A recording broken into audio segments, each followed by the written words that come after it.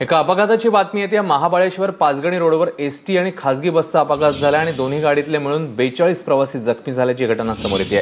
राहुल तपासे आपल्या सोबत आहेत, आपले प्रतिनिधी। राहुल, नेमकी किती वाजताची घटना आहे आणि आताची काय स्थिती आहे?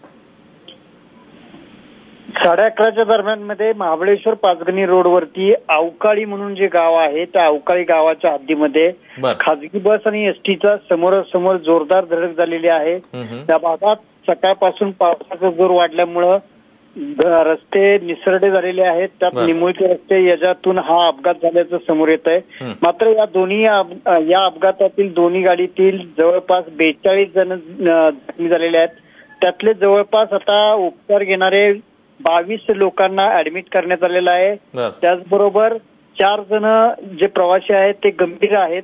मात्र या अपघातामध्ये जखमी जरी म्हणायला लागलं तरी अनेकांचे, काही जणांचे पाय हे शरीरापासून वेगळे झालेले आहेत, तर काही जणांचे हात निकामी झालेले आहेत।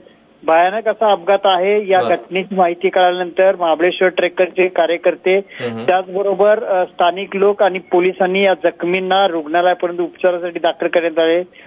विविध रुग्णालयामध्ये या लोकांना उपचारासाठी दाखल करण्यात आलेलं आहे। राहुल, धन्यवाद या सगळ्या माहितीबद्दल।